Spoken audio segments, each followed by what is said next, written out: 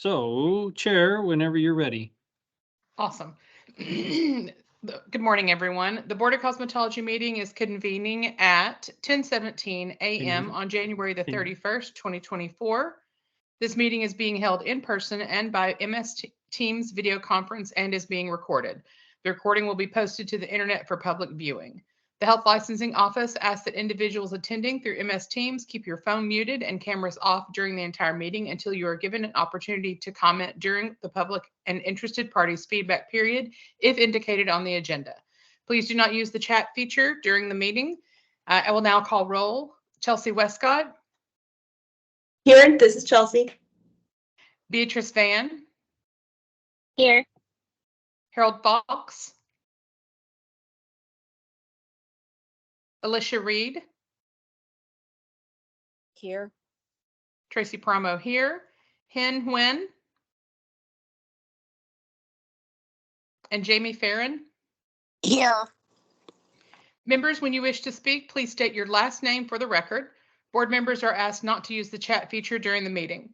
Public members wishing to speak must first sign in on the roster sheet available. For public members on MS Teams, please email Carrie Edwards at carrie.edwards@oha.oregon.gov and provide your first and last name. Public and interested parties feedback may be heard during the public interested parties feedback period if indicated on the agenda. Everyone is asked to use appropriate language, manners, and protocol when conducting board business. This meeting is called to order. Hi, good morning, Chair and members of the board. This is Bob Bothwell with the Health Licensing Office, currently the interim director. I wanted to call the board's attention to someone you can't see. We do have a public member here in the office with us attending the meeting. So we might hear from her at public interested parties feedback time. So Chair, whenever you're ready, we can do approval of the agenda. Great. Would anyone like to approve the agenda?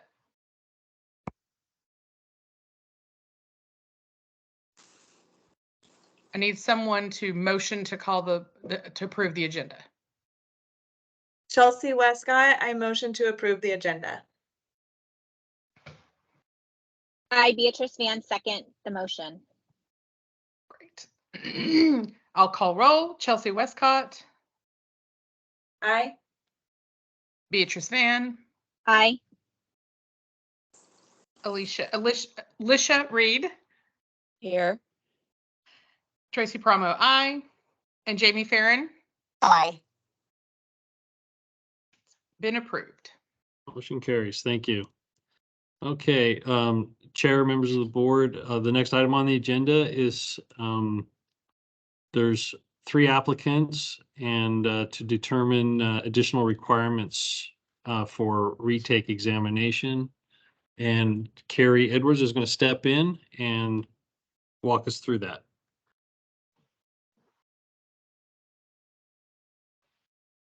Good morning, everybody. Okay. So luckily we only have 3 this time.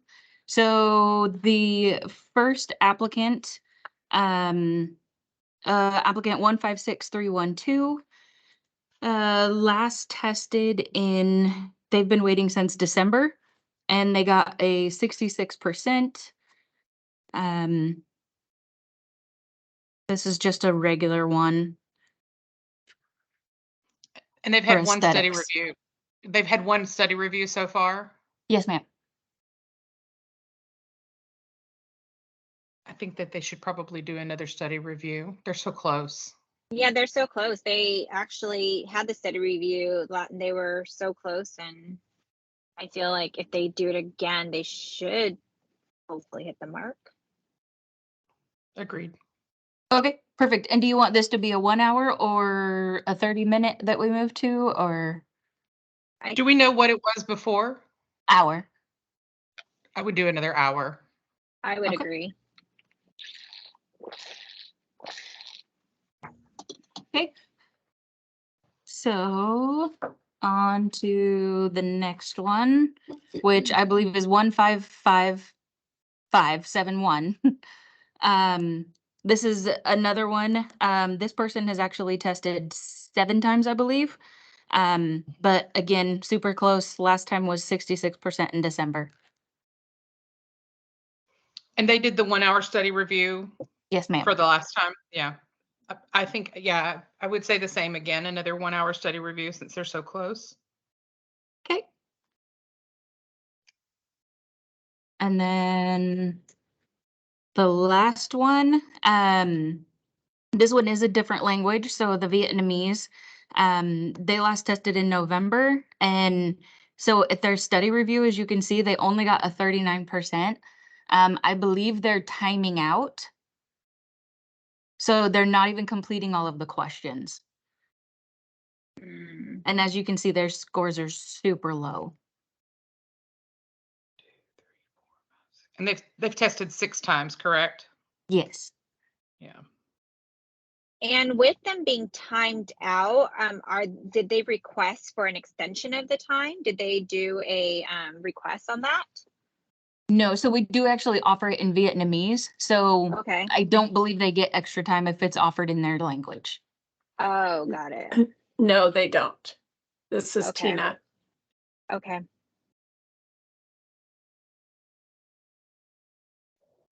Tina, is there like, and this may not apply to this particular applicant, but just kind of in general, if they have some sort of what is an IEP where they like there's an actual document there, do they get to have? Could they do both another language and a time extension?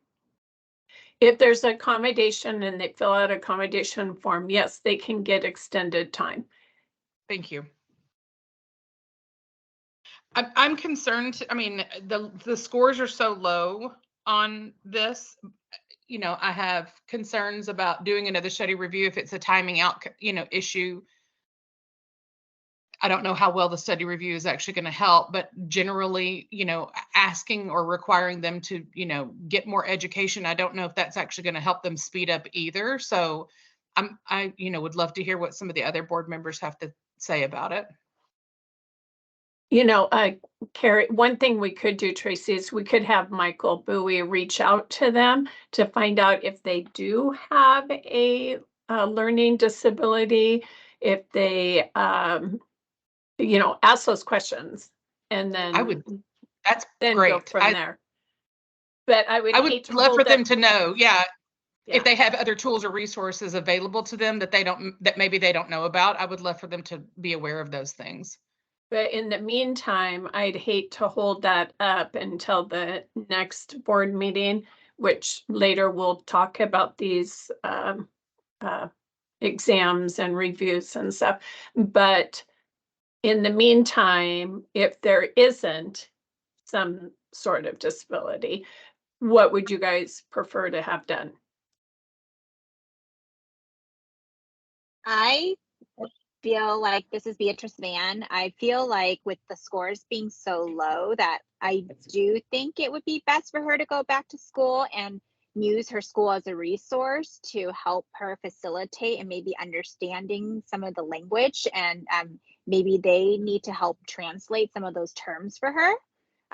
If she is going to a school that does have, I hope that she has Vietnamese educators there to help her with that translation. So I do think that if that is an option for her, or regardless of them having a translator, I do think she needs to kind of go back and figure out, give her some options to understand the differences with her language and also the English, like the translation, because I do know that, being Vietnamese myself, that the way that things translate are not exact, and it can be very confusing that way. So I do think that she probably need to go back, because she's really not hitting that mark. It's not even 50%. So This is that's Jamie kind of, Farah, and I agree with that. This is Chelsea Westcott. I totally agree with that. I think she does need to go back and get the additional help. And in previous times that we've done this, was there an hour mark that we had applied before? So an hour mark to the study review?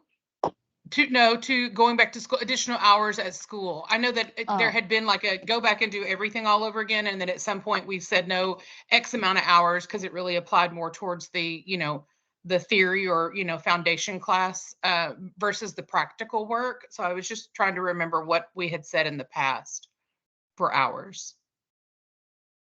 Well, a couple of years back, you guys were fears making individuals go all the way back to school, and that's not cost effective, ideal for the student. And but I mean, you guys could talk about a certain amount of hours for study review. Some of them are 40 hours in the past. They've gone back and done review at school for additional hours, but you guys can determine that. Beatrice, do you feel like 40 hours would be enough for them to gain some understanding of the language? Probably not, but I think it's a good start for us to have her go back and kind of have us and see how she does. And then from there, we can figure out if she has a IEP or not. I think 40 hours is a good start to go. I think it's reasonable. I don't know if are we able to have some parameters of her like taking the exam, retaking the exams and having a 76% or high, like a maybe minimum pass grade when she retakes her school exams to be able, to know where, so she feels more confident. Is that something that we can request? Tina? Sammy, are you in there? I'm here, yeah. Yeah. Can you repeat that, Beatrice? Is there like a option for us to, like, when she's going back to school for the 40 hours of review, could we ask her to retake her exams and pass with a 75% or higher so she feels more confident that she's just not going through the motion of the reviews? Is there a way that we can ask that she passes her school exams with a 75%? Are school exams, like, are they standardized? Is this the practical exam that you're talking about? The written final exams and midterm exams. Oh, within the school. Okay. Yeah. Like baby boards? Yeah. Yeah, they're baby boards. Sorry, Beatrice, I Probably. thought you were talking about here. Oh no, I was talking about when we if we decide to ask her to go back for the 40 hours of review, is there an opportunity for us to request her that she needs to pass her baby boards at school with a 75% exam, 75% or higher? I think so, but I would have to, double check. I mean, you guys can decide what the retake options are, and it's a very broad law. So I think so, but my biggest question would be the standardization. So if Tracy's school does it one way and then Beatrice's school does it another way, is that fair? So I'd have to get back to you on that, but it's definitely something I can research. So maybe not this time, but next time. Okay. Yeah, This maybe is something Tracy. that we can talk about. Yeah, even if Yes. we could have suggestions, like if in talking to her, we can be like, hey, we would suggest that you are able to pass your, test at school at 75% or higher, which would really cause a, greater likelihood of you being able to pass the state exam. Even if we could make suggestions, to her, that would be great. Requiring the 40 hours, asking her about the IEP or any accommodations, and suggesting that if she's not able to pass her school exams at 75, that she may want to study a bit more before she retakes again. Okay, so that would lead me to my next question then is, do you want me to have Michael reach out first? And then like, if they don't have any accommodations, then they go back to school for the 40 hours or like all of it together? Well, the school could probably determine, ask her those questions if she does have an IEP or any learning disabilities, that they can talk to her about that. You could have Michael reach out to her to tell her what she needs to do and have that conversation for her to discuss with the school. Tina, or is there a way is there a way for you to tell us how much of the exam she actually completed and how much, like, at what point did she time out? Is that a yes or no, Tina? I can pull it up really quick. Yeah, you could pull it up and see how many questions she answered. You might not be able to do that in there though. On Bob's computer. Yeah, not on Bob's, so I'll be right back. They could, Thank you, guys could Carrie. simply- 'Cause Yes, they could just simply provide this specific candidate more time. So I think the other Oh, we thing, can do, yeah, Sammy's just saying that, this is Bob, by the way, that HLO Tina, can we just provide her, give her more time? Or No, does she, or does she Yeah. has to provide us? board A shall reason. determine the subject scope and form of the passing scores for examination and qualifications for retaking the failed examinations. I think they could just say, for this person, they could take more time, but, I could be wrong. Okay, we'll have to, I'll write it down. we'll write it down, we'll double check it. Sammy seems to think we might be able to do that in rule for this one individual.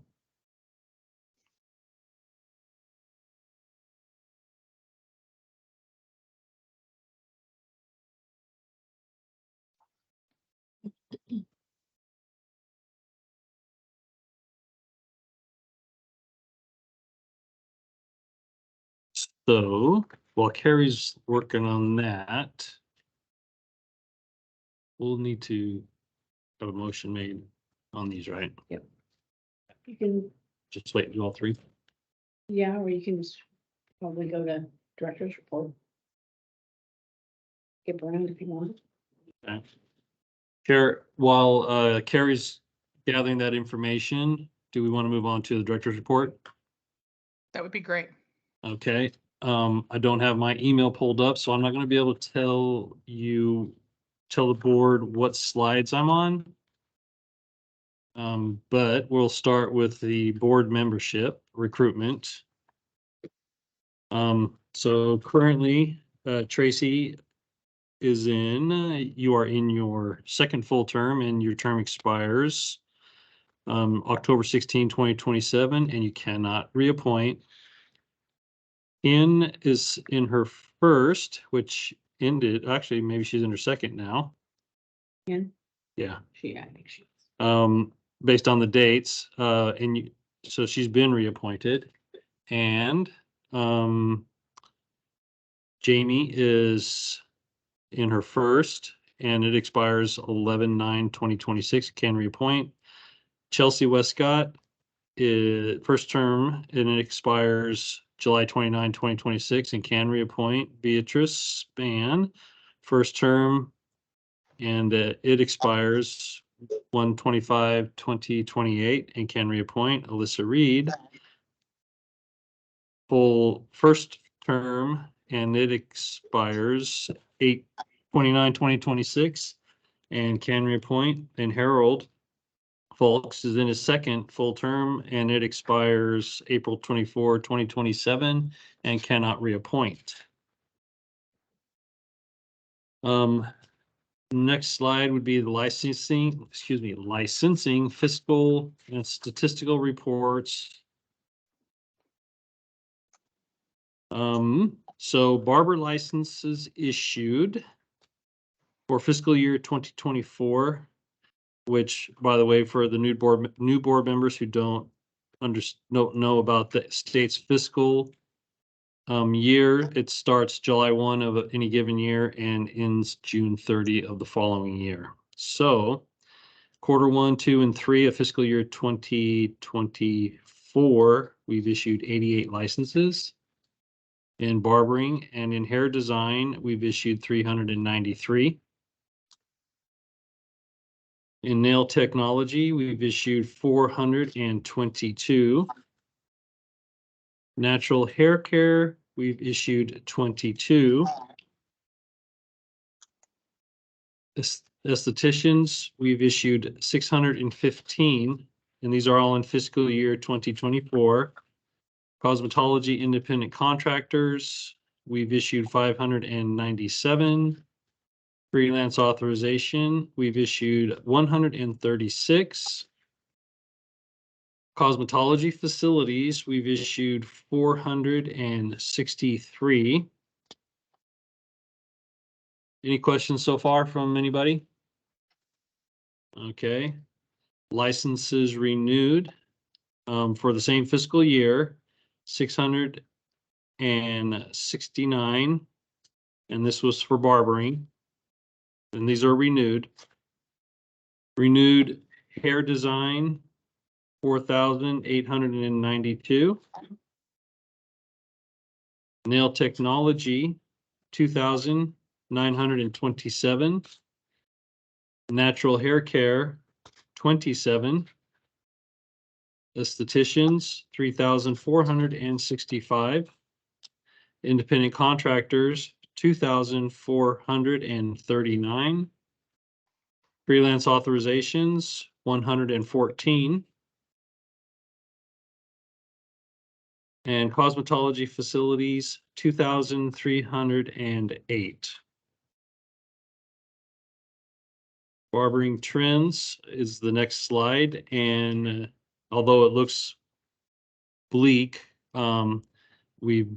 we've only decreased by 300, and that could change at any time as renewals come in. Hair design, again, and this is what leads me to believe that it will turn as the year goes on. We've down to 19,161. Nail technology, 12,557. Natural hair care, 192. Estheticians, 15,300. Independent contractors, 7,665. Freelance authorizations, 565. Cosmetology facilities, 5,054 total for the fiscal year 2024. Any questions so far? This is Tracy. I just kind of a random question. Is there a quarter that you see more like renewals, or is there a quarter that there's a heavier load of those things coming through, or are they kind of evenly spaced out throughout the year? By June-ish. That's when it used to. So are you talking about new or renewals? Either way, is it kind Any of of a them? trend that we see people, getting their licenses at a certain time of the year? Because I would assume renewals would happen about the same time, based on their 2-year expiration. Right. So let me look at issues real quick. Renewals have been loads to be June or July. Yeah. They used to be on an annual, every June, July, everybody would renew. Are you all catching it. that from Sammy? Yeah. Okay. Thank you, Sammy. Yeah, so I mean, everything looks like it has increased. With the exception of nail technology, it did take a dip in 2022, but that's coming out of the pandemic. And then it took another dip in Q2 of 2023, but then it picked back up towards the middle to end of Q4. And I would suspect the same thing happening for them and for all programs, because all of them have taken that dip. So once we're out of the pandemic, and at the end of this quarter year, we'll have probably a pretty good idea. And then, not that we want it to level out, but you won't see such the Right. exaggerated bounces one way or the other. Got it. Thank you very much. And I can say we've been busy. So we've been so busy since the first of the year. I couldn't tell you where it's going to land this month may punch us right through the ceiling. We've been just that busy, but Great. we'll see. Tina, did you have Bob? something? Go ahead, Yeah. Tina. Also, I was just gonna say that I have been noticing a lot of the renewals that are coming in, individuals are dropping 1 to 2 licenses, and this has been happening since the pandemic. So that's just food for thought. Yeah, thank you. Okay. So, licenses by age and gender, and these don't have facilities. So you can see it's a young population, but it actually continues until, late 50s, and then it starts to tailor off. So that's a good sign. All right. Next on my list of reports is the Board of Cosmetology testing results. And as you can see, overall for the last two fiscal years and a half, that the pass rate for, what board is that? Barber, sorry. For barbering has gotten a little better. And that's a good sign, but it looks like there's still about in the grand total, about a 50-50 split between pass and fail. So we want to see that continue to go up, and we have been monitoring that for a few years. For aesthetics, pass rate exceeds the fail rate. Hair, the same, almost by double. Nail, it's the same. It's a relatively high pass rate for the last couple of fiscal years. And natural hair care, the same. And laws and rules, a very high pass rate, which is good. Any questions on the pass fail rates? So we'll continue to monitor those. And if there's significant changes, happy to report them either way, hopefully on the positive side. The board's financials, the beginning cash balance for the fiscal year 2024 was a negative 565,106. And we've taken in 1,730,466 in revenues, and just a tad over 2.1 million in expenditures. Net operations in the negative 376,000, putting the ending cash balance current as of January 17th at 941,481 in the negative. However, we're not at the end of that fiscal year. We're halfway through it, and I would expect, and our fiscal analyst believes that as the year goes on, the revenues will come up and the expenditures will go down, and we'll have a better number, because it was pretty disturbing for me when I looked at this initially, where we were at 500,000 in the negative and then almost $1 million in the negative. I rushed right over and started asking questions. So we will report out on this at the next board meeting, and hopefully it's not such a grim outlook. This is Tracy. Kind of in reference to what Tina was saying, that Yes. people are not renewing all of their licenses. They're choosing just to renew, one or whatever. Is that kind of where we're seeing the less income from that as well? Do you think it's substantial that we're seeing that? I don't know. It's possible, but I can have our analyst look at it.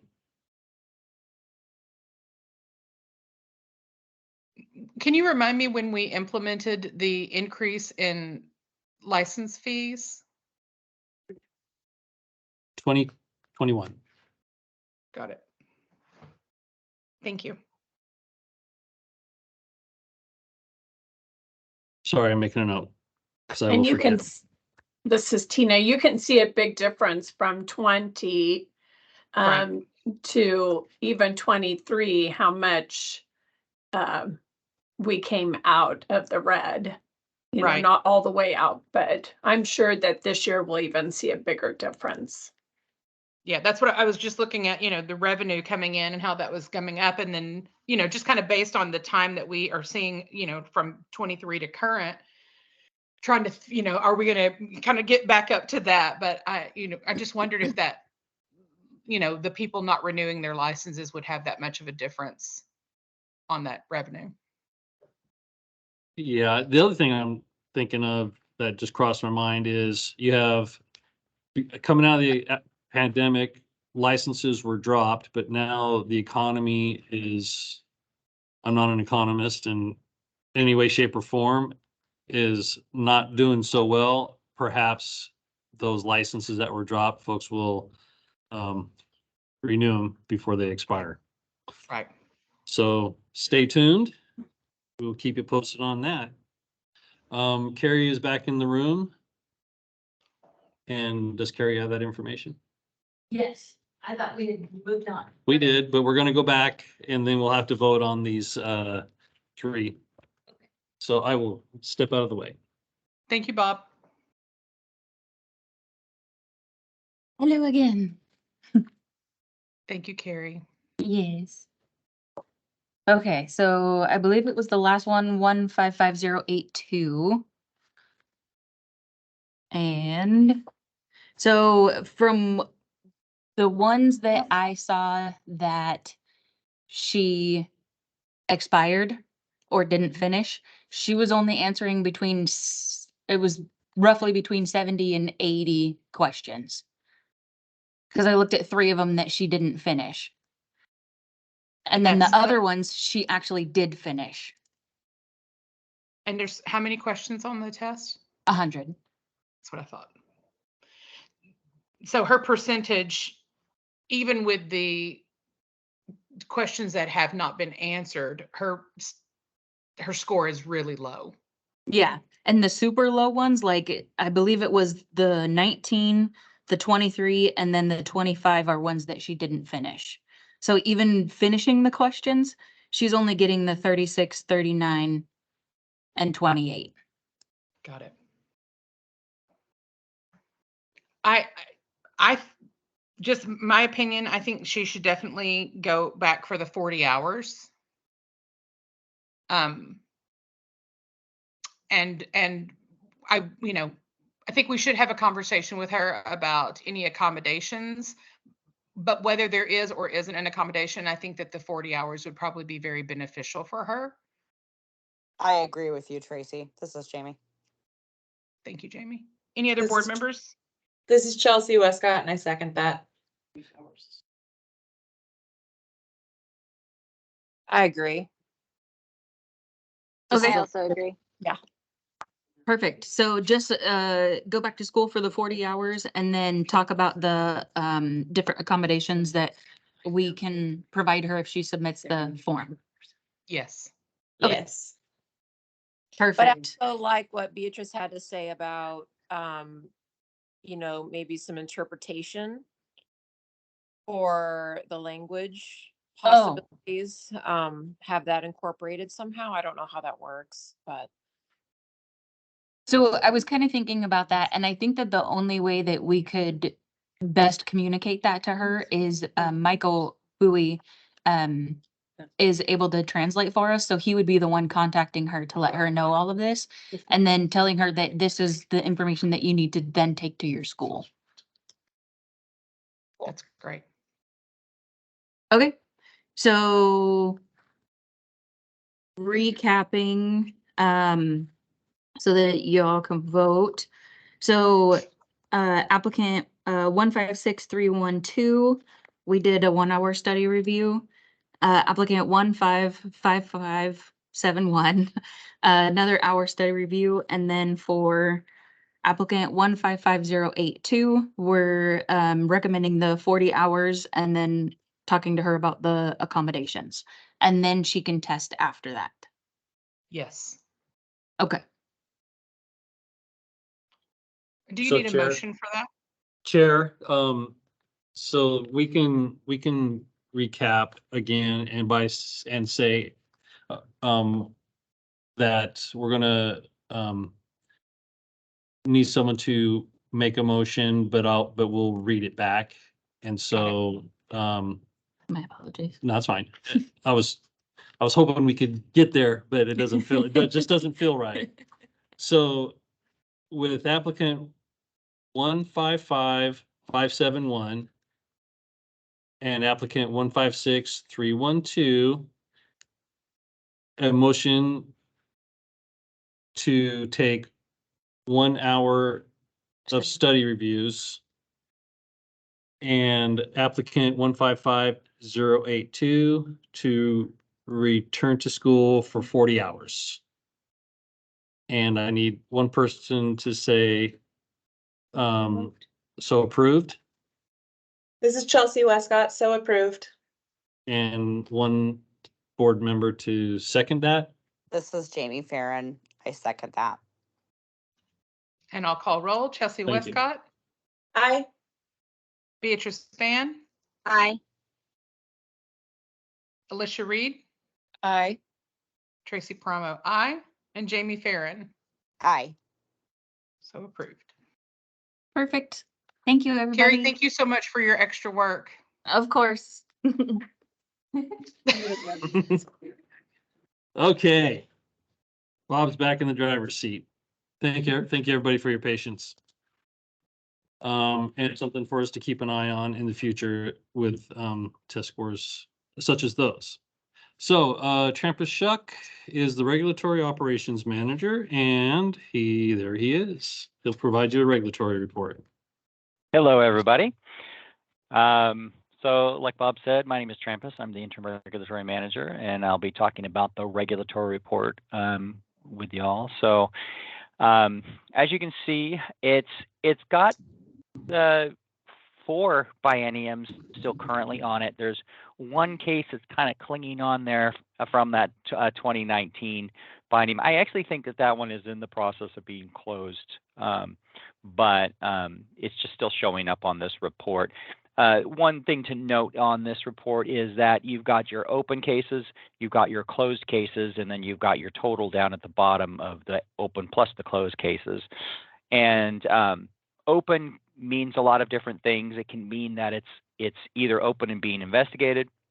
It can mean that it's been turned in and it's in the review process, or it can mean that it gets closed once it's fully reviewed either by the board or by me, and it's been and there's been some resolve. Either a notice has gone out or it's closed unfounded. So it's kind of a big piece. It could be in a couple of different phases up there. But as you can see, we had quite a bump in the 2021 biennium, mostly due to COVID complaints. But that does kind of that is a significant jump from around 300 complaint, 386 in the 2019 biennium to 574 in that 2021 biennium, and then back down to a kind of a low roar in 2023. So you can kind of see there was a big mountain.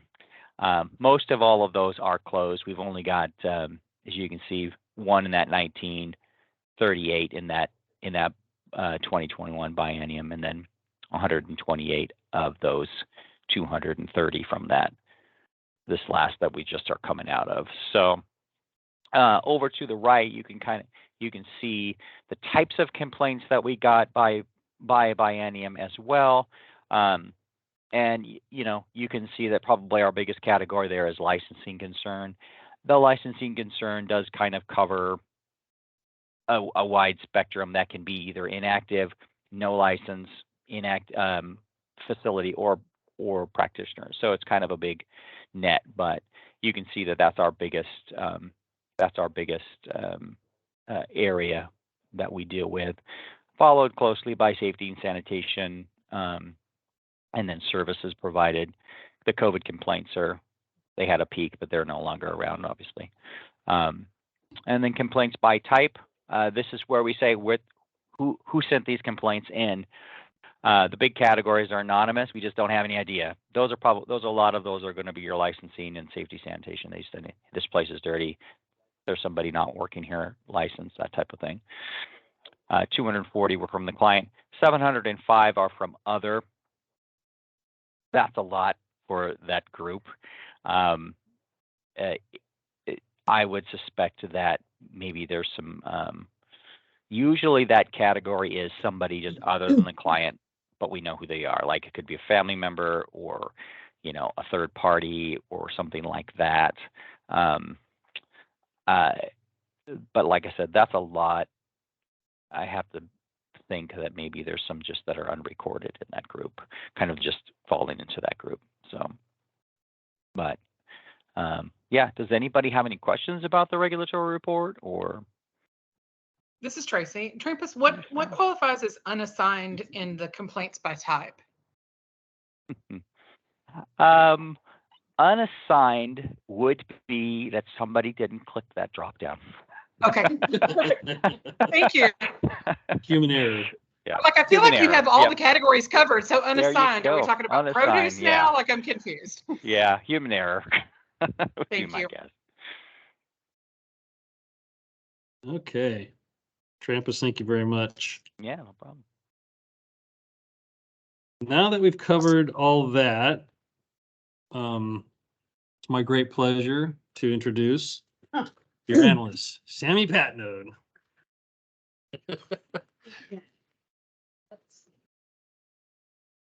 So I am going to briefly get some feedback on a few things. So we've started the rule, let me get in front of the camera, sorry.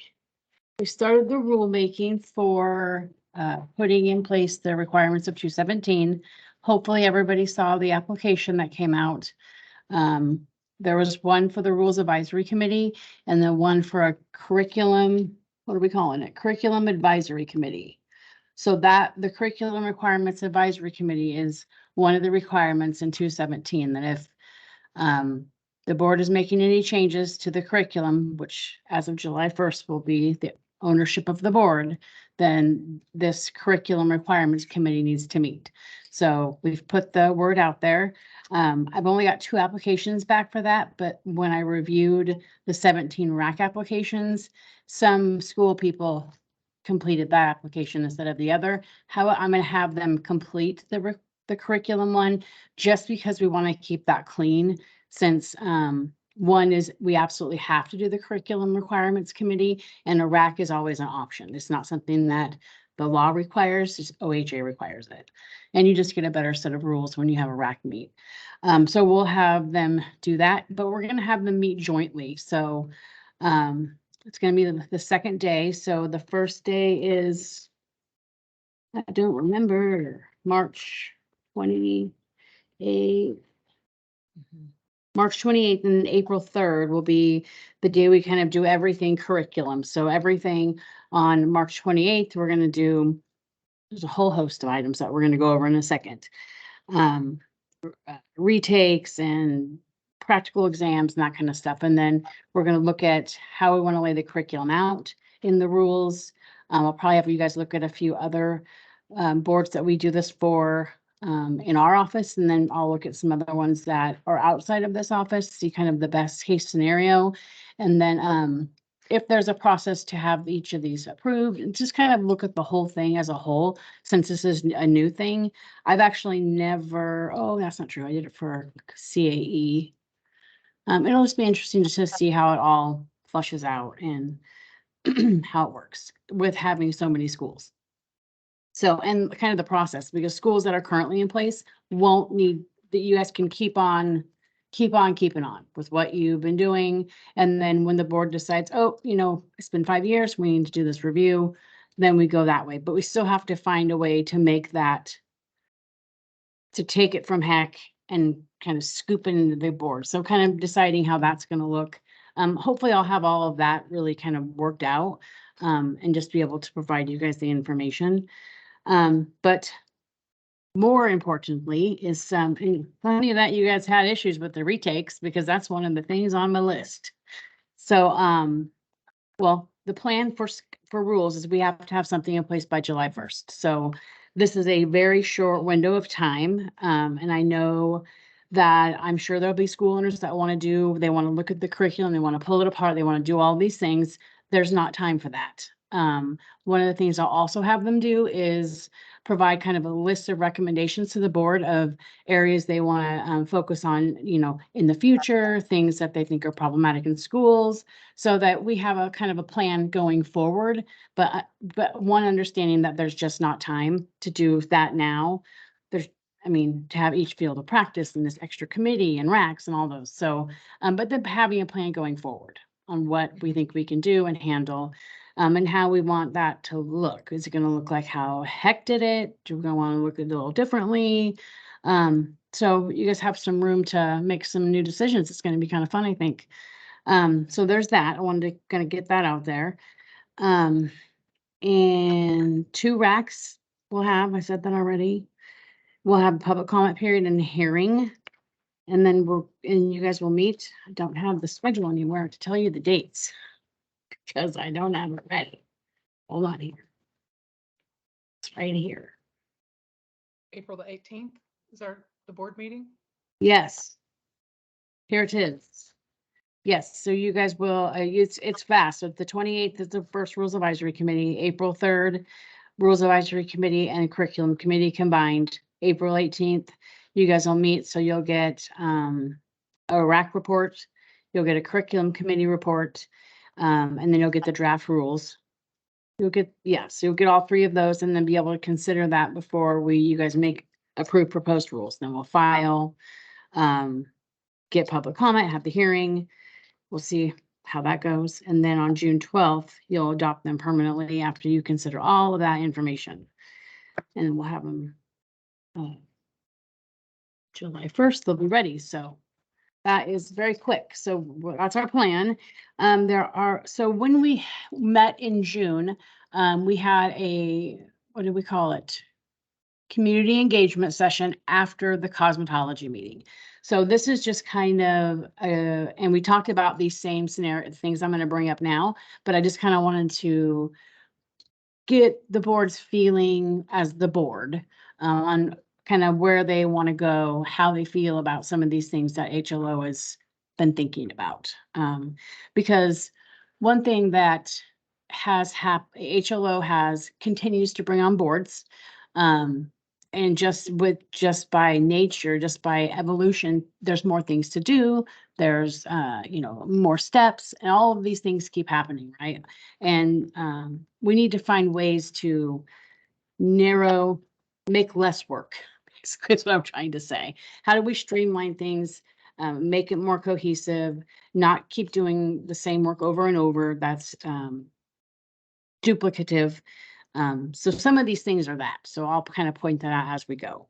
So the retake examination is a great example. When this has had a lot of different variations.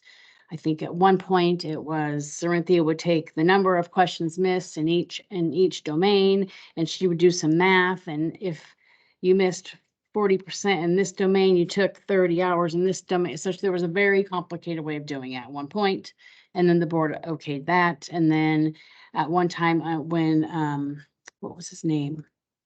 Ragnar, they have to go back for every hour.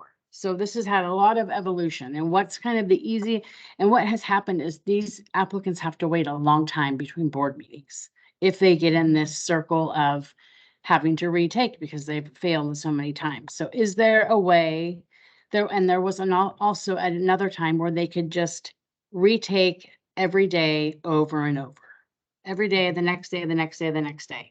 So where is the middle?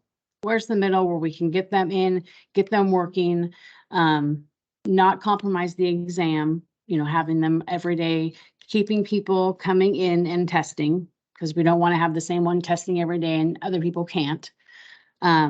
So we kind of thought through that and we thought, well, this is kind of where we're at today, but I want your feedback. And Tina's here to give, because she's actually the one who's doing this work with her staff. Is the first time someone fails, let's just assume they were nervous, so they can take the exam again the next day. Let the first one the next day. And then any fail after second failed attempt, third failed attempt, fourth failed attempt, they gotta wait 7 days. So go back, refresh yourself. After the 5th failed attempt, they get the study review, or they can go to back to school and get some refresher. Now it sounds like maybe that's 40 hours. Maybe that's whatever you want it to be. Maybe it's just go back and get a refresher. I don't know. When you say 40 hours, that means we need to have a form, which is fine. That we, is there specific area you want them to have the 40 hours in? I don't know. Those are all questions I would have. And when you do that, you may I'm not sure how the rule would look, if you gotta be specific in the rule or not, but I've written it down to think about. Is that something, is there a failed attempt where you think that 40 hours should come into play? Is it after that fifth failed attempt where they have the? Tina's gonna So, okay, so we do have a form currently that was being used prior to us being inundated with all these study reviews. They would go back to school and there was actually a form for additional hours. It covered everything in the exam. We also sent them with the form of the information of what they had missed and the questions that they had missed. Not the actual questions, but it was broken down into the study guide. And we would send that with them to the school and they would fill out this form. Since we took over study reviews, there's not very many students that ever go back to the school. They're all coming here. So it has caused our workload to be 10 times more than what it ever was before. So I think what Sammy has laid out, we've discussed it. We've kind of looked at all the things that happen here in the office at the time and everything. And I think it's more feasible with the direction that we would like to go in and let these individuals test. Because Sammy's right. When an individual is so close to passing and they get a 75 or a 73%, but the board does not meet for 4 months, those individuals are losing all that time to wait until we say, yeah, another study review, when they could already be testing. So that's food for thought there also. But we're thinking that after the 5th time they do a study review, or they can go back to school, but after they fail maybe 2 more times after that, they have to go back to school. We're not going to have another study review. Okay. And do Okay? you think that is the 7th attempt? Yeah, After they I'm failed thinking the 7? 7th, they go back. Do they go back for the whole thing or a No. number of hours, like the Just- 40? Yeah. They have to go back and do a study review with the school, and the school will get their last exam results of the areas that they failed in, and they go back to school and do training with them. Now that can be whatever you guys think. 40 hours, it's a lot more. 40 hours is a lot more than our hour or half-hour review. So that could be a start. So, fifth failed attempt, they can do the study review or go back and get education. And right now it's whatever. They have this option now, but it's at the 3rd failed attempt. We're just extending it out so that we're giving them more time and us.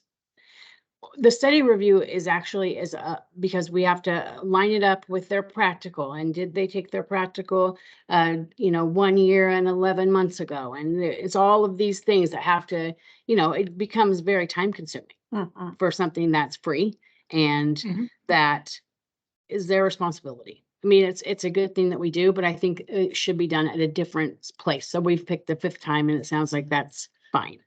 Where was it going with that?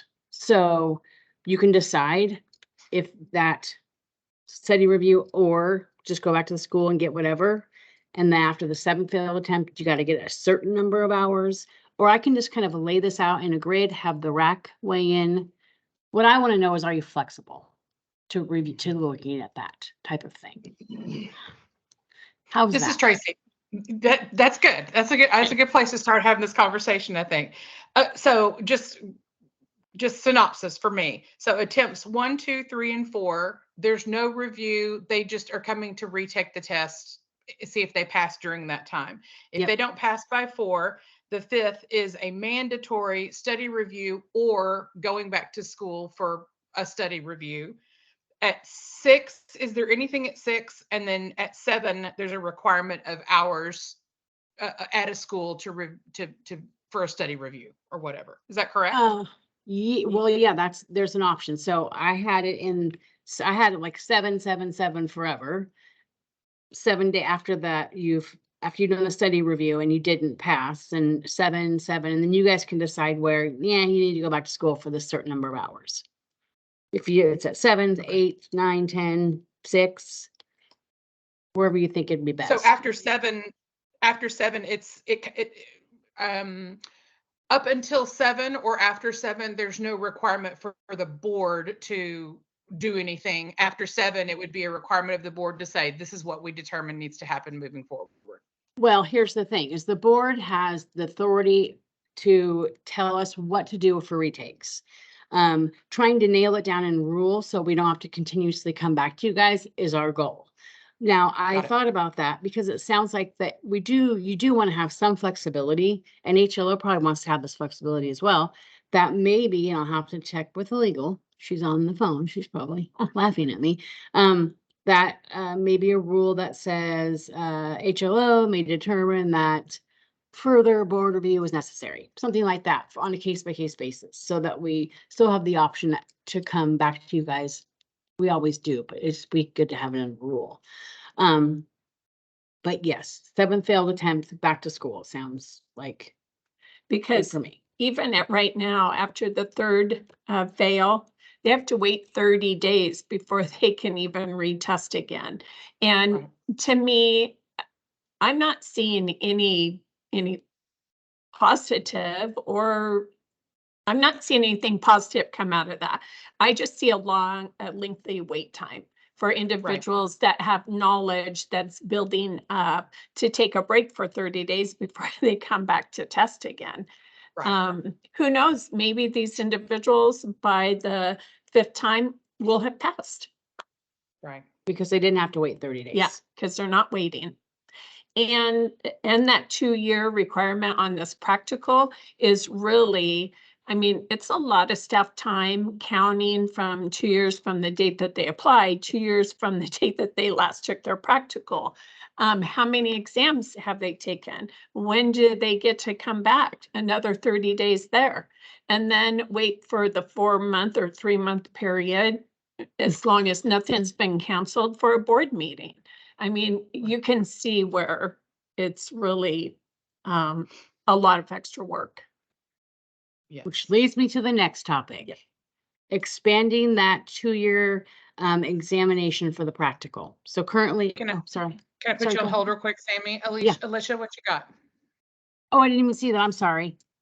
Oh, that's okay. I was wondering, is there any liability or responsibility on behalf of the schools? Because it was said that it takes up a lot of time with you all to do these work studies and all that. Is there anything the school, if you can't graduate students that can pass this exam, shouldn't they have some required contribution to getting their students to pass?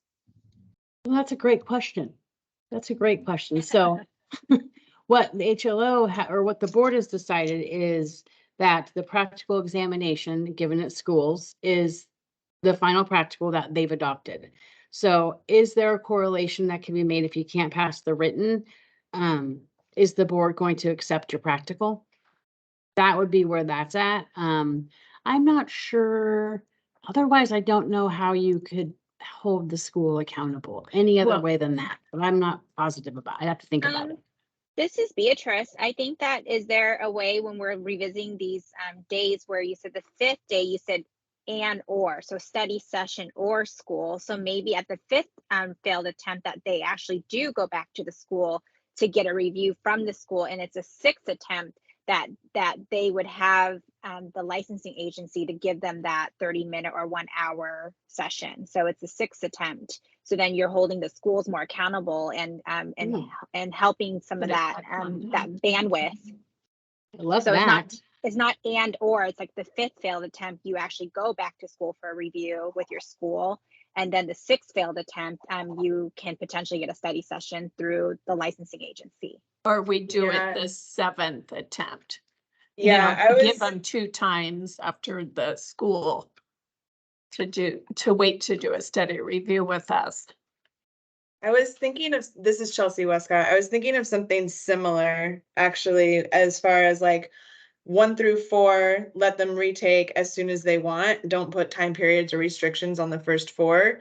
And then with the 5th one, I was thinking do a 2-hour study review with HLO. And then on the 6th, it would be 40 hours with the school, and 7th would be 60 hours with the school. And that they have to do those before they can retake. So that way it's not an optional thing. And then there's not like a 30-day period. It's just a matter of, this is the time frame. You got to get this piece done before you can retake. So as soon as you can get that done, then you can come back and retake your test. Because the other piece is that I guarantee schools are going to charge, a lot of schools will probably charge their students for these hours.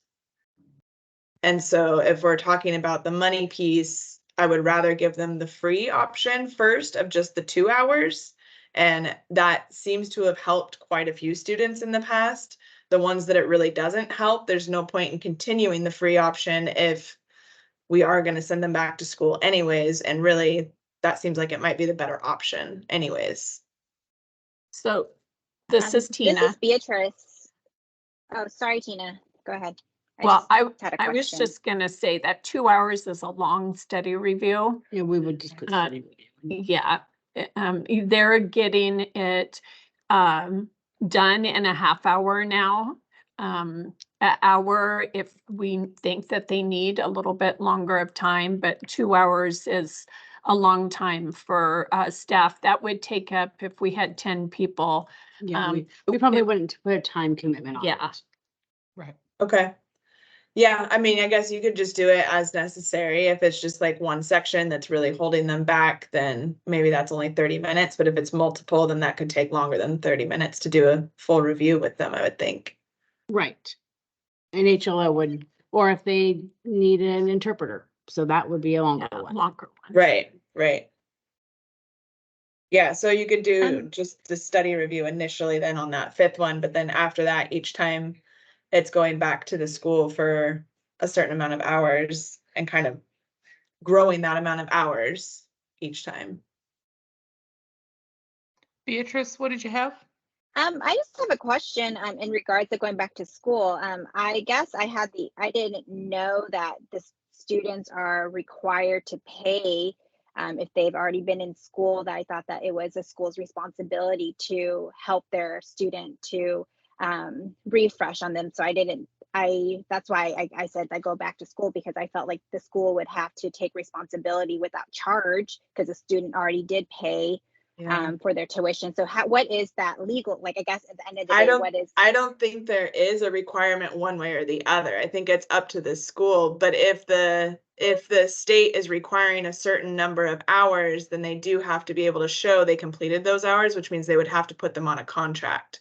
And I think if they're putting somebody on a contract, then they're going to charge for those hours, which then instead of just like, hey, come in and hang out for an hour and have an instructor go over some things, or student services go over some things with you, like even virtually, having them come into school for a certain number of hours does require a contract. And I think that schools will charge for that. Agreed. Who says it requires a contract? Heck, Having students in the building and being able to prove that they actually completed those hours, you're going to have to do a contract. At least for federally funded schools. I mean, I can only speak to what I've been experienced with. Right. And this is Tracy. There are requirements by the school that federally funded schools, their grad rates have to stay at a certain percentage. So there is some accountability on that end, but there's nothing that's like like every single student must pass within this time frame, blah, blah, blah. But, federally funded schools are held to accountability for their grad rates. Got it. well, and it would behoove them to do it for free to keep their pass-fail rate up. Yeah. I agree. I'm just saying that not all schools might think that way, because you are now pulling an instructor, likely one instructor, to work with one student, and that is a large cost at the school, rather than having the student just, it's not always going to work out to have the student just jump into classes that are actually happening at that time based on what they need to actually review. And to Chelsea's point, schools are held to standards of, student teacher ratios. And so Right. you are now, there's a probability or a possibility that you're needing to obtain another educator to, facilitate more students than you have educators for. What is this? What's the student teacher ratio? Well, from my understanding, like your first educator, it's a 1 to 15. And I don't remember how many educators it is, 1 to 15, but at some point it goes up to a 1 to 20. So Because that's going to be something you guys will need to lay out in your rules. So, just FYI. right. Um, Those are or like standards that we have to live within. Or we just let individuals test as many times as they want. Yeah, Right. I mean, you could do no Yeah. repercussions at Yeah. all and just let them go. But then, like Ex- Sammy was saying ex- at the beginning, then you've got people coming in constantly retesting, and that could clog things up for those that need to test the first time. Well, if This is we- Tracy. I was wondering, do you have like a certain percentage of available spots for new testing versus retesting, or is it just an open? I was So just thinking that too, it's first Tracy. come, first serve. And I think we would possibly, after the second time, if you fail the first time, you can come back in the next day and retest. But after that, leaving it on a 7-day window like it is currently. I think that evens it out a little bit, but we would have no idea when people walk through this door if it's their first time, second time, third time, until actually they've waited in the lobby and come up and been helped. Carrie, you had a question? And be something that Chelsea suggested where they just go sit in a classroom and Yeah. go over things. That's how it is now. Yeah. To say that they have to go back to their school for a study. Yeah, so That's how it is currently. They don't have to go back to school for a certain number of hours. yeah. Right. And this is Tracy, and I do think that there's room, just speaking kind of from the school's perspective, I think that there is some room or space for a school to accommodate some sort of like virtual review, and even a pre-recorded review, something to that effect, if we're not addressing certain questions being missed or whatever, but a general overall review would be something that a school could accommodate relatively easily. So Carrie's question was, we don't have to set hours for them to go back to school. They could go back to school and sit in some theory classes, it would mostly be theory classes, to do a refresher, and the school sign off that they actually were in school. I mean, you don't have to set hours for them to go back, and then maybe the student wouldn't have to pay any additional fees for sitting in classes. Yeah, this is This is Beatrice. Tracy. Do you want to go, Tracy? Or do you? Yes. No, go B. You're good.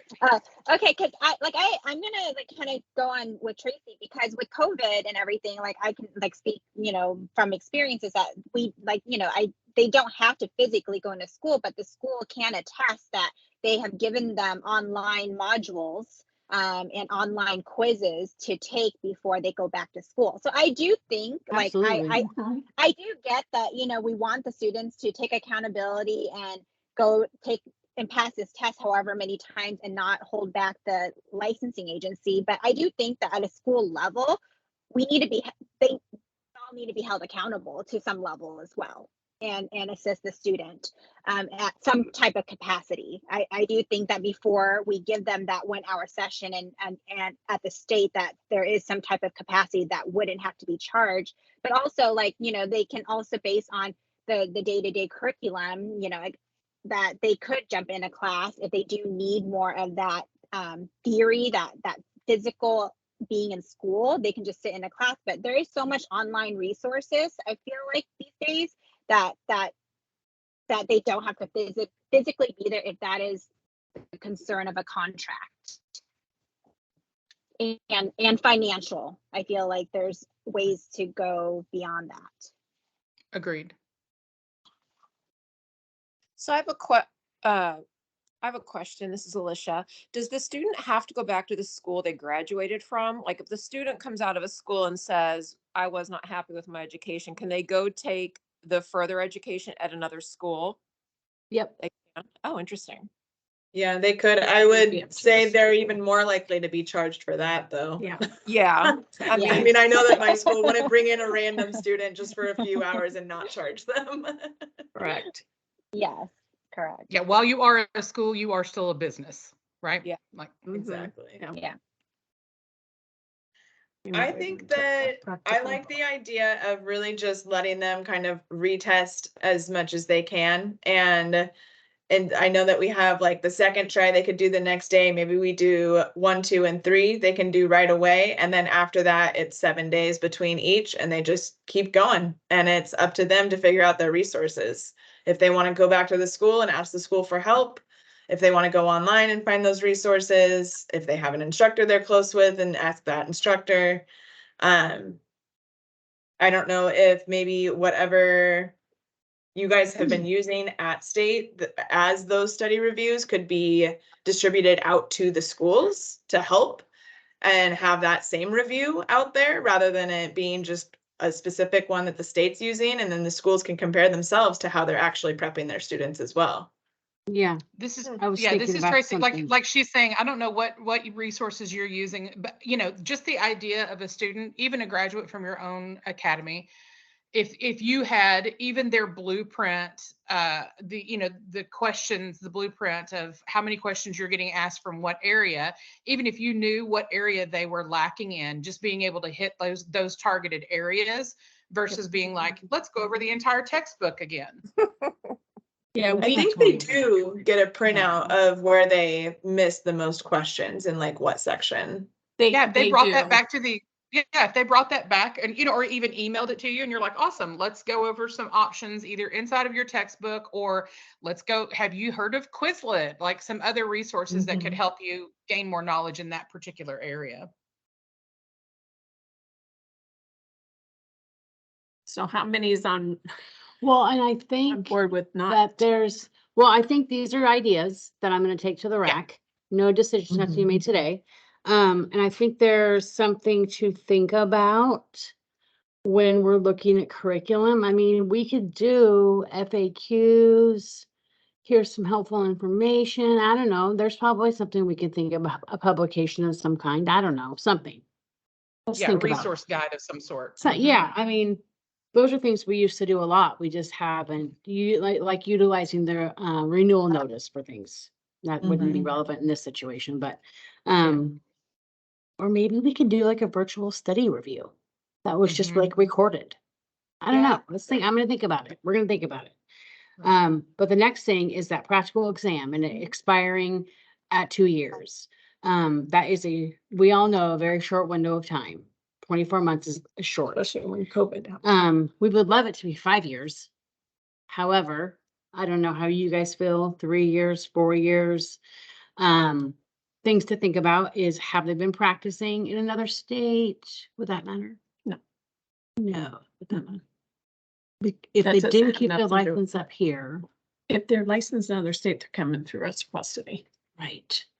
So these are people that just maybe never passed their exam for whatever reason, and their practical is gonna expire. And this happens a lot, Tina? Yes. Yes. A lot. Constant. I mean, Yes. we're sending people back to school constantly, especially since COVID. It's been nonstop. And trust me, my staff get the brunt of it because they're upset that they have to go back to school. We've got individuals that have, say, expired on their license and wants to go back to work. They also have to go back to school to take a practical and come in here. And these are long conversations that we have every probably 15 minutes to an hour. I just want to float this idea. So what it has, the law says that you guys have to sanction an exam. Hold on, let me. It doesn't say you have to sanction a practical exam and a written exam and a verbal exam and all of these different types of exams. So HLO actually does tattoo schools and advanced aesthetic schools. Neither of them do practical exams. Right. They do in their school in that setting, just like you do for cosmetology. We just don't make it a requirement to get your license. Yeah. So is it necessary to continue having the score of this practical exam score? We don't know what's happening in the school. The board doesn't know, right? I mean, you're hoping that they're meeting all those benchmarks. And I'm bringing this up because as I'm going these rules, we have the practical evaluation rule. That's a fluff rule. It doesn't mean anything. We don't use it anymore.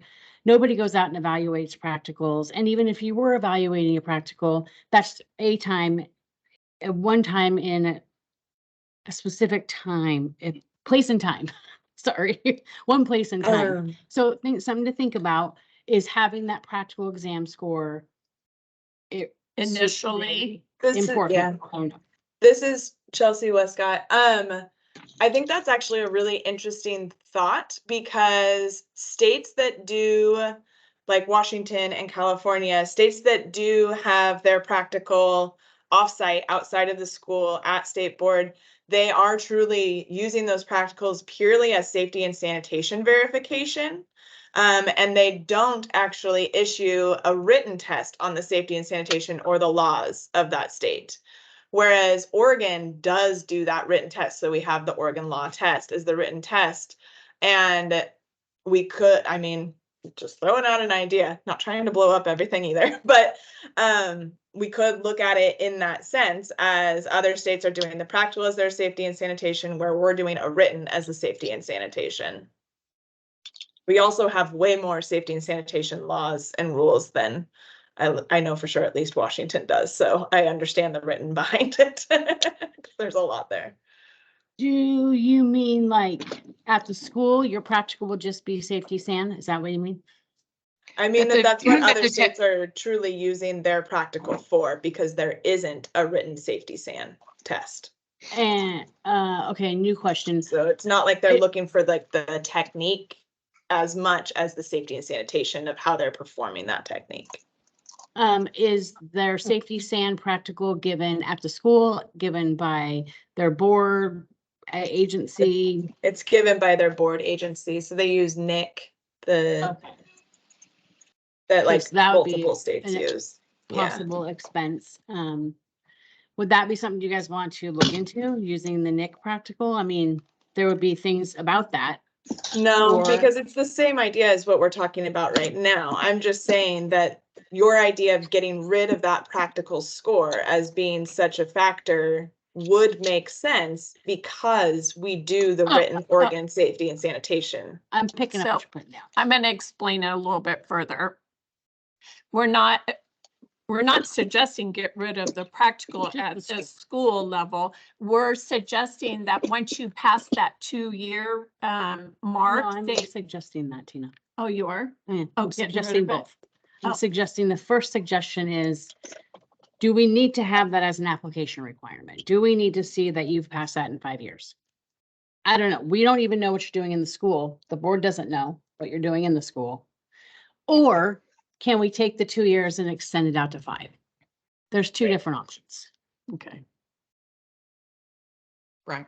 This is Tracy. But that's the thing, that if the state is not supervising, inspecting, assisting in proctoring, any of these things in the practical testing inside of the schools, academies, you know, like you said, you don't know what these schools are doing, you know, so making it a requirement seems kind of, you know, moot, that you don't know what they're doing. You know, we will always test. As an academy, we will always test because we want to make sure you are following the safety and sanitation, and you do know, you know, what we've taught you. You have some practical knowledge of those working things. But I do think, you know, there is some space to be like, what does this actually look like? If the state is not going to insert themselves in the actual practical exam, then what does it actually look like? You know, we have, you know, as an academy, our practical exam grade is actually rolled into our cumulative GPA as well, which cumulative GPA requirements for graduation is what the state requires a graduate to have. And so, you know, there's some space on how you want to operate and use that. And I think figured out what Chelsea meant is the board gives not only a safety san exam, you guys give an actual practice exam, written one. Yeah. So you were like double doing it. You have to do it physically and you have to do it in written. So yes, yeah, I think it's something to definitely think about. Yeah, I agree. Oh, go ahead, Tina. Sorry, this is Tina. Food for thought. Anybody transferring from Oregon to another state, they're still gonna want to know that the practical was done. But that's So not, the that's not initial- the board's responsibility. Right, but when we get all those questions, and since they have done practicals at the school level, most other states accept that, so. Yes, this is Chelsea. I agree, as well as federally funded schools do have to have a practical score and written practical feedback that they are giving to their students. It is part of NACIS requirements. Is it So- part of, is it a part of NACIS through the board or just through how you guys do your paperwork? It's it's what NACIS federally requires. No, I of all understand schools. that. Is it required, like, does the board, does it come in the form of a board document? No, Okay, so it's not something that the No. board has to provide to NACIS. No, No, it's practical grading, Got it. rubrics and things like that from the academy. yep, exactly. So those practicals would still continue happening, I would assume, at least for the large majority of schools, those that are federally funded. And if a school doesn't do it, I mean, to Tina's point where you're talking about transferring to another state, I mean, those are the, those are the nuances of, how marketable your school is and how relevant your school is too. Like if you're not providing information or documentation that's non-transferable to another state, that it's hard to hold every school to a requirement of what other states require. We Right. only need to Yeah, be concerned about what our state requires, Right. 100%. It's challenging being inside of this conversation just across the board. Having the conversation, Oregon splitting our licenses up into these individual licenses. There's already this big conversation that we have to have with incoming students of like, okay, are you ever planning to move out of the state? Cool, then let's enroll you in every single program, even though you're not really interested in these other things, because your license won't transfer to another state. Right. Well- So there's already these conversations that we're having to have with them, as Yeah. well as we're one of the academies or one of the schools that will take outside people to do practical exams. And just personally, our docket it's over full. Like we have no more room to take outside people in. We have enough graduates on our own. We're trying to facilitate all these, practicals for outside people. It's a lot of moving parts to make this work. A lot of states, I don't know if you're aware of this, but a lot of states are splitting their licenses. We're Yes. getting them Yeah. quite often lately. Yeah, it is more and more, but there are definitely still some that are the full cause. Yes.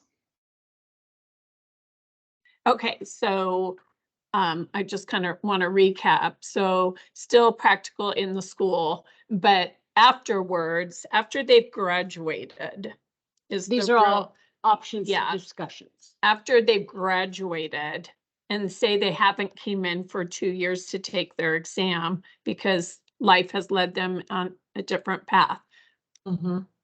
We're going to suggest not having or have the committee review, not having them go back to school to take another practical. Yes. Just I have think the that- original practical and done. Yes. This That's is a Tracy. third thing. That's a I would third. hate the idea of somebody never having to come back is I think that there's room to have a time frame on that, whether it's 5 years, 7 years, something like that. If someone has just, like Used to be 13 years down the road. I mean, just coming out of these conversations that we had about House Bill 2970 and all of the new information that comes out in a very short time frame in our current market, they are developing things all the time. And for things to be safe and relevant, there's a lot of new tools, ingredients, all of these things that these people may not have operated with. And the idea of somebody Right. going an extended period of time with having no working knowledge of those things and then just being like, I'm going to pay my dollar bills and get my license again, seems a little I Well, think let's, 5 years. neglectful. let's think about this. If we're saying the board and the application requirements don't need to have the practical, you wouldn't know. You wouldn't know if they took one yesterday or 10 years ago. because it's not part of our application requirements anymore. So there's that. Or we can extend it out to 5 years, or maybe I have to think through it. So if they don't hold a license and they're non-credentialed, you could require just that pathway go for a practical. There's so many options. Right. So many options. Well, plus doesn't HEC now require after somebody that hasn't went to school for 10 years or 12 years that you guys reevaluate when they come back in to take a practical of whether they've gone too far? For a cost school, that would be gone. Be gone. I've never heard of that, but 10 to 12 years. I haven't had any experience with that situation. This is Chelsea, so I don't know the details on that one, Tina. Yeah, I get it. I do understand what Tracy was saying though about, it's been that long and now you're not gonna show that you can physically do the thing. However, the practical that I would assume most schools are using is the one that HLO has put out as the recommended practical for the grading and the techniques that has not changed in many years. Right. So, Yeah, and and I like think when more it's, since your guys' curriculum changed, those Yeah. practicals have not been updated. exactly. They do need to be updated. We have been accepting them, but yes, that is something that will have to be updated. So this actually could work really well. You could kind of forego the practical if they already have a license somewhere else, or they come in through an Oregon school. We don't need to see your practical score. But 217 requires, if you have no license, so you're non-credential, but you have education and training, that you go to a school and be assessed. So it would work. You wouldn't have to worry about that. You could get rid of that requirement of the application of the practical exam on your application requirement, except for non-credential people, because they have to go back and be assessed by a school. That's what 217 said. In Would the a new law. this is Chelsea But Westcott. how- Would a non-credential person then technically be someone who did not get their license in another state and then came Yes. to Oregon to get their license? Correct. Okay, Okay. let's talk about Oregon then. Somebody that graduated but never tested, and they're coming in 4 years, 5 years later. What? They're in Oregon. And that we They're have in a Oregon. transcript. They would on have the that. transcript. Yeah. Okay, And they may have to be assessed, and maybe that's something that you want to look at. That could be a different pathway. So all these things I'm going to write down as options. we've got lots more to talk to you about. Not that many more. No, but a few. Oh, fine. Let me make this note really quick. This is Tracy. Just a side note, these are really exciting changes. And I'm Mhm. really excited that we're doing this. Excited for me too. Let me Yeah. tell you, that I mean, lobby is packed. I'm all the so time. proud of, I'm so proud of y'all. I'm so proud of the state that we have a dedication to our, license holders or potential license holders, that we really do want them to pass. And we are concerned with, the working hours of our state and things like that as well. So I am excited to be inside of this conversation, because I do believe that we really do want the best for, both sides of this coin. Yeah. Okay, let me get my notes. Where's my front page here? Yeah, I'm gonna go and close it. Oh, the law has looped in like all the different types of schools now. So high schools, we had it in rural high schools, community colleges. So no more MOUs. All schools have to abide by the cosmetology curriculum. I'm Yay. excited about that. Nice. Yay. No more MOUs. And curriculum, we talked about that.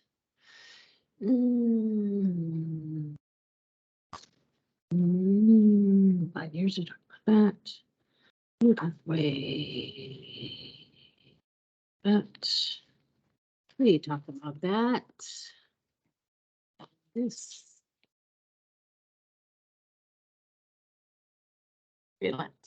Freelance. So currently, we require that a person, and is it every 3 years. Every 3 years, when they get their initial freelance, and then every third renewal or something. Every 3 years, they take the safety, or they take the Oregon laws and rules test. They gotta come in, take the test, all this. We're proposing either no test anymore, or we could do, for electrology, we do, like a workday, just safety and sanitation exam that they would just go online, and it would be free, and they would take that and send the certificate in with their renewal. Something like that, or nothing. Yeah. Another thing is when we were talking to the schools at one of the association meetings, a lot of the states, if you're licensed, you're licensed. You know, if you're practicing whatever you're practicing in, you've already are licensed, so they don't have to have this special freelance license. Or independent contractor. Or independent contractor. However, myself, I think independent contractor licenses are great for their own protection from facilities. However, so either we're suggesting either they don't take an exam, or we do exam online, 25 question exam on safety SAN in our workday. This is Tracy. Can I ask if anybody may know this, what the actual intent of the freelance license being separate was or is? Oh, so you can work outside of a licensed facility. So, but no one goes to, there is no inspection because it's no one particular place. It basically is just saying to the state, I work wherever I want to. Correct. Yeah. And there is no other license that we have that requires taking the laws and rules again over and over. If your license is active, it's active, and you don't have to retake those laws test ever again. Correct. Like you could hold your practitioner and not practice for 5 years and keep on going. Yeah. Right. Alicia? I don't know if this is the same, but with tattoo licensing, you do have to keep up your bloodborne pathogens, and you have to document all that when you renew your license every year. Yeah, we can say So- you've read. So that's the next one. You want me to go into the next thing? Since it's I mean, piggybacking on that? Does anybody have something specific to say about the freelance and Oregon laws and rules before we kind of move forward? I do. This is Jamie. I'm a little concerned about the freelance license being so. What is stopping someone from working from home? If it's freelance and there's no inspections, they basically can do whatever they want, right? So what's stopping somebody from working from home and running a business from their home? Well, Sammy will find it, but you cannot continuously stay in the same in the same place. It has to be they have to be moving from outside of a licensed facility all the time. If you're stationary for X amount of time, then you have to have a facility license. Yeah. Okay. It's an establishment operated on a regular, irregular basis for the purpose of providing services in one or more fields of practice. Yeah. An Okay. establishment. Thank you. Yeah, Okay. Thank you. Great question. Yeah. My interpretation is more like I'm going to a wedding, I'm going to an event, I'm doing something along those Right. lines. Gotcha. Right. But to me, you know, my argument over time has been, like Sammy said, you have practitioners that continue to keep their licenses. They don't retest when they decide to quit one job and then go back into the field to practice. We're not having them come in because we don't know that, and they're not having to come back in to retest. But a lot of these freelance individuals are also working in a facility and are an independent contractor. Yes. Yeah. Probably most of them, actually. Yeah. And this would be a money reduction for them too. That's always good. Yeah. Right. Because we would consider a freelance authorization holder small business. Because Right. they're basically a business of their own. They just wouldn't Right. be I tested. don't see why. Yeah, I don't see it why it would be a requirement for this one particular license. If they're holding all of these other licenses as well, and we don't hold that criteria over any of these others, then I don't see why we would hold it for this one particular license.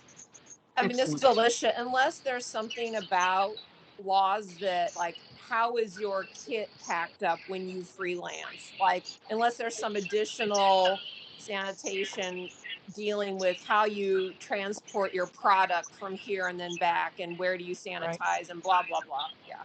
Like So, license specific laws and rules. Yeah. Yeah. Right. And I believe Champus can tell the same thing, but I don't think we've ever had any complaints on a freelance No, license. I never heard No. one. No.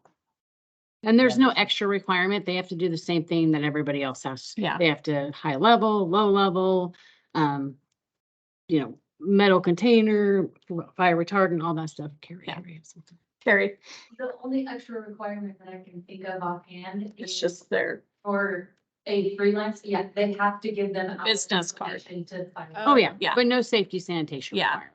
that's the only thing different from a practitioner, independent, and a freelance is that they have to have their business card.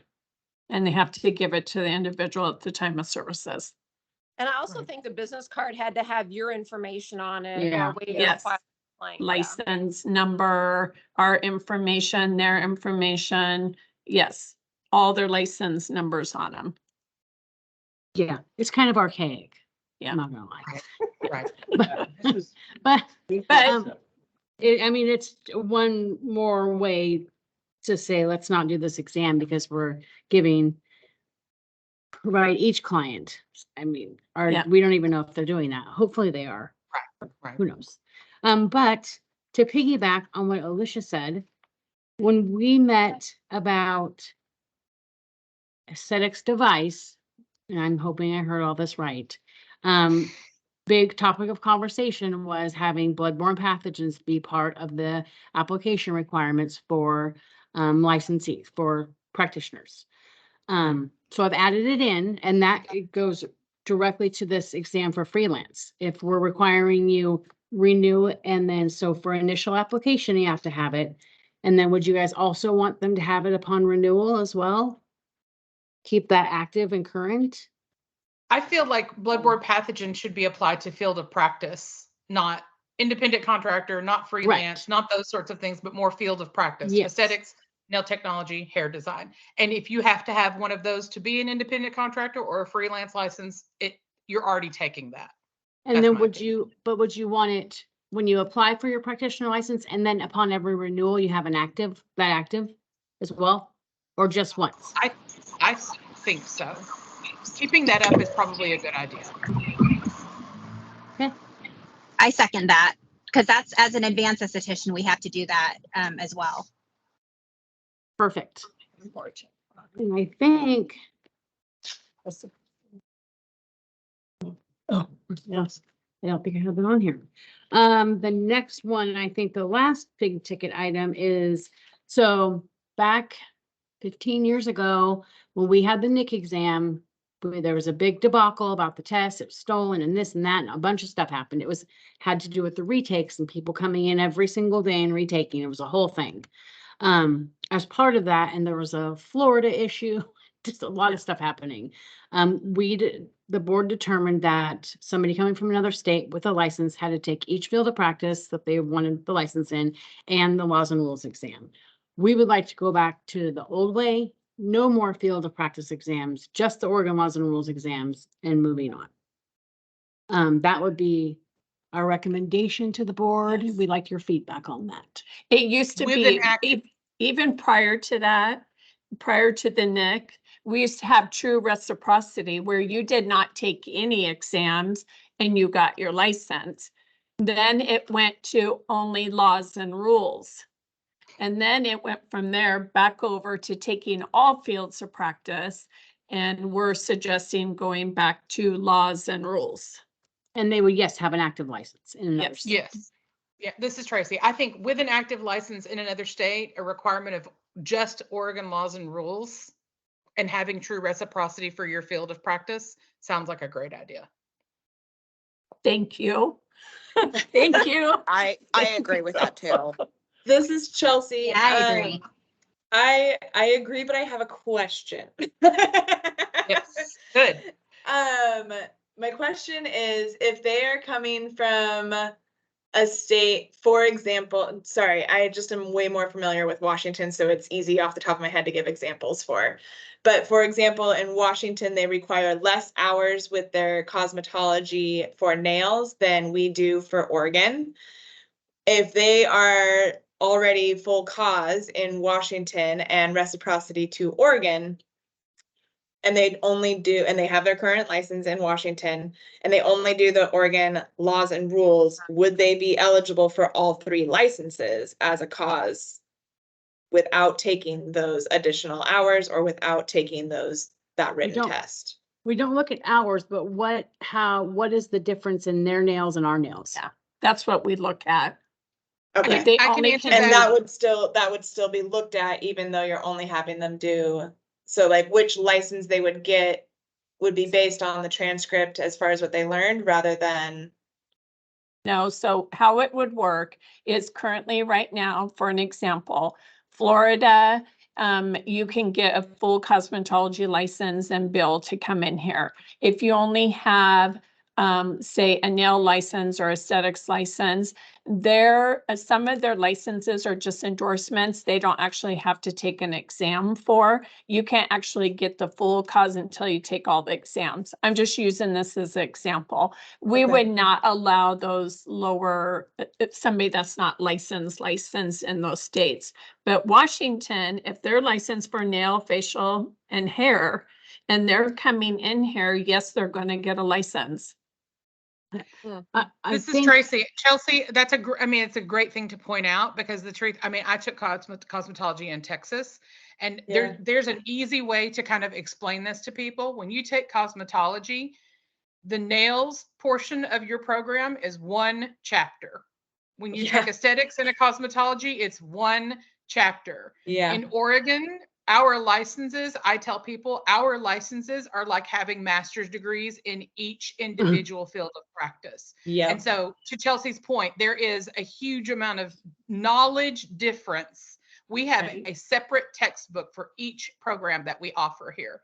In other states, when you have full cosmetology, you learn how to do a facial massage and wipe off some cleanser, and that's it. It's Okay. a much shorter, a much more limited amount of knowledge. So, okay, so these individuals are coming in here right now and taking the test and passing and getting a license. So, I had to do it when I came to Oregon, and I had to study. I passed, but I had to study. It was a lot more information than I was delivered many years ago. But it was a lot more information. I had to study to pass the Oregon test. It's not easy, which is great. Yeah. Their education has to be substantially equivalent to come in. And okay, and then I guess that's just what I'm asking is, are we still comparing the education from their state, from what they got compared to the education that we deliver here? If their scope of practice for aesthetics is or let's do nails, and they can only do manicures and pedicures. Oh, yeah. They can't do They're like acrylics. They're not getting a license. They're not getting a license here. Okay, that's what I'm asking. Yeah, and that's exactly what I'm asking, because COS in Washington doesn't do acrylics or any artificial nails. And so that's what I was curious about, is a COS coming down here with that straight reciprocity and only taking Oregon law, would they be able to get now all 3 here, or does that limit them to truly just hair? Yes, it's going to limit them. And I think their cosmetology license is only hair and barbering. I don't think that they can qualify for here. Yeah. That's what We did that study a long time ago, which it does need to be updated, because some of your guys' hours did drop to be equal to other states that weren't able to come in here. So that is something that does have to be evaluated again to see if the hours are equal across and if they have the same type of education. But there are states that do not come in now that only do manicuring and pedicuring. They can't get a nail license here. Okay. I'm Same totally with- good with just the Oregon laws and rules test and not doing the individual operators tests.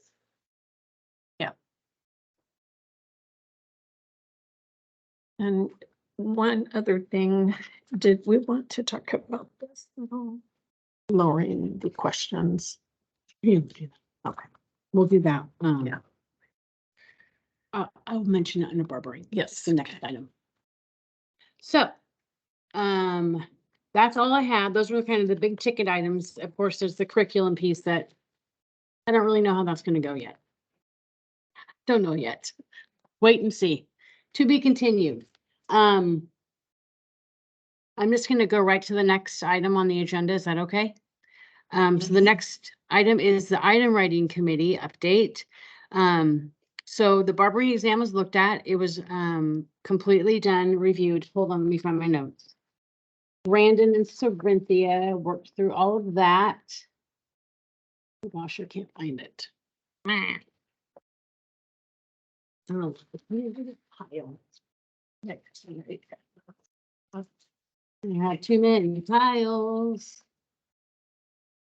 Where's my Brandon pile? Anyway, so basically what I need from you guys is, I didn't bring it to you to, what do you want to see on the exam? So they've rewritten it. They looked at all the statistical analysis of the questions, like a pass rate on each question. Should it be rewritten? Did it need rewritten? Did it need thrown out? Did it need different distractors? So they did all of that work. It's ready to be reviewed. What I don't know is, do you just want to look at the blueprint and just say, okay, there's 46 questions in safety in this and 20 in that? Do you want to look at the whole exam? What do you want to do? Tell me what you want. And at the next meeting, we'll plan to do that so we can get that exam uploaded into our exam program and start using it. This is Tracy. Is there a way for us, I hear you that they did all of the back work for this. Is there a way for us to kind of see like where people were not hitting the mark specifically and kind of what they're suggesting, so that we kind of get a reference point of like, what do we need to look at if it's all anatomy and physiology, or, you know, like where were people missing the mark, so that we can use a judgment call of being like, yeah, they missed the mark because it's really important to know these really difficult things, or, you know. That's a great question. I don't know. I don't know enough to tell you. Probably, sounds like Carrie has something. So basically, all of that was looked at when we looked at the questions, and Brandon actually just. Yeah, I mean, the percentage. So if one Okay. question was, Here we go. oh, thank you, Brent. Here's my notes. Brandon came Love to the it. day. They're Love somewhere it. in my 8 piles, Thank you. somewhere. Thank you, Brandon. So yeah, there's definitely a breakdown. So let's see, they met twice. There's 222 questions in the bank. The high level domains are anatomy, physiology, microbiology, barbering services, tools, products, safety, infection control. And then it breaks down questions in each. So 74 anatomy, physiology, 18, and it breaks all of them down. 13 were deleted, 53 were revised. So maybe that's what you want to see, is 53 that were Yes. revised. Yes. Okay. None were added. So actually that's pretty good. If only Yeah, 13 were right. deleted. You could look at the deleteds if you wanted to see if you could rewrite them. Otherwise, it looks like, and I don't know how many questions are supposed to be in each domain. So this is not my Right. domain. Can you tell? Okay. So do you want to just look at the ones that were revised at the next meeting? That's what I'd like to see. Are they coming in to do that? They'll be here for the April meeting, yes. Yeah, because it will be in person, and we'll just give you the Perfect. questions that were revised. You can Perfect. quickly look over them. And this is Tracy. Just I just revised. wanted, like, my intent is that, you know, I want to make sure that we aren't, you know, trying to navigate this in a way that is like making sure that we're holding our barbers to the same, to a high enough standard that we're not decreasing their not, like, I don't want to make the test just easy because people aren't passing it, but like, do we need to readdress the situation about curriculum inside of the schools so that they're obtaining the knowledge to pass the test, not dumbing the test down so that the people can pass, you know? And So- I don't think, I mean, Tracy, I think you've been on item writing before. Yes. But you know, usually that's not what happens during item writing. Right. It's really gone through and looked at. And, you know, if I would have had been smart about it, we would have waited to review this exam until after the curriculum came in, but Right. we didn't. But it might Right. be nice to look at this at the same time that we kind of see where they don't match. I'm trying to think of Yeah. I think that's the way. Will help So us it in might that be interesting. conversation for sure. Yeah. Yeah, because at some point, the goal is that what you're teaching is what you're being tested on, that they kind of go together. Right. So like I said, Thank this you. is not my domain, but we'll get there. That's So good. at the Thank you. April meeting, we will, and we have a new thing that we might be able to let you see the exam questions in advance in Dropbox, but I'm not going to promise you that. Because it might be faster if you could see them in advance, but we can just bring them up and sometimes that's just as easy. So we'll see, wait and see. I'll consult with you, Tracy, and see how you want to do it. Awesome. Other than Does anybody else that, have opinions about that? I just want to make sure I didn't talk over everybody. Cool. Thanks. and it'll let us know how you will want to see the next other fields of practice. So we'll Right. have, once we get the curriculum in place, then we'll map out looking at each curriculum, and then I don't know how it's all going to work, but we'll have a plan somehow. There'll be something happening in the future. That's all that I have. And so the next one is interested parties feedback. And there's one person in the audience, Do I have- Rosa. She has to read it. She has to Shall I read. read my?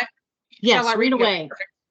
Awesome. At this time, the Board of Cosmetology will hear public interested parties feedback. Members of the public, please wait until you've been recognized. Once recognized, please state your name and affiliation to the board for the record. Did you Come on. have something to say? Come up here so they can hear you. Well, okay. I'm just agreeing on the.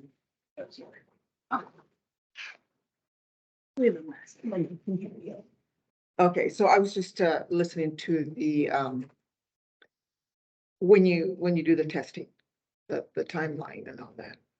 That's what I like better. And so I agree on the 30-day wait. That you shouldn't have to wait that Yeah, amount of shouldn't time. have to wait. Yes, because I'm on that part right now where I'm going to take my test too. So that is a long time to wait because you take it 1 week and then the next week and then you wait 30 days. I mean, that's kind of hard. Yeah. And so if, Wait for you. yeah. Walk out the door, so 30 days later. 30 days later, you have to start over again and do the whole process. So yeah. And I don't know when that goes into process or just. So we'll have to go into rulemaking and so. It takes some time. Right. Yeah. And that's about all I have to say. There's other issues, but it's regarding other, for example, for estheticians on the eyebrow threading. I don't know if we didn't go to that area. You can go ahead. Well, it's public industry, Yeah, so you it's can say free what- for you to say what you Oh, want to say. okay, so. Yes. So what are the health and, safety sanitations on eyebrow threading is my question, because for estheticians, because there's no classes you can take for that, correct? Usually it's Is there- I mean, most of them are taught by somebody else. You still have to be licensed. For that, yeah, where you have to be an esthetician to do Right. that. Right. But there's nowhere you can go and learn about it. Now, I've seen people do it different ways, either with their hands or put the thread in their mouth. And I think that's not good. Yeah. I mean, that's a health issue, I believe, because I've seen them where they're like a little bit dripping and that's not right. No. It's not, it's gross. So I don't do it yet, but I'm gonna try to learn it with the hands, so. And that was one thing I did have to say about that. Okay. Anything else? And no, not at this time.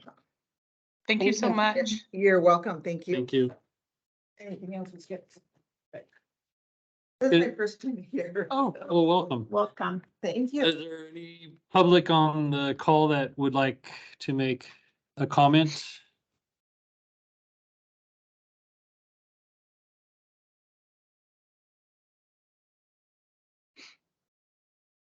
Okay, seeing none. Well, Bob, there was one other thing that you might have said it, but I'm not positive. Yeah. A proficiency-based school. As of July 1st, one board member has to be a proficiency-based school representative. Do we have one of those now? I don't think so. I am. You are, Yes, okay, Beatrice. perfect. I Good wasn't deal. positive. Beatrice, yes, I am. Perfect. Thank you. So we're covered either way. Yeah. All right. Item writing public. Okay. So we have to deliberate on a contested case. So Chair, you'll have to read us. Oh, no. Yeah. Yeah, we're leaving public. Yes. So, you should have a script that is titled Deliberation on a Contested Case. Got it? If you could, let me turn the recorder on.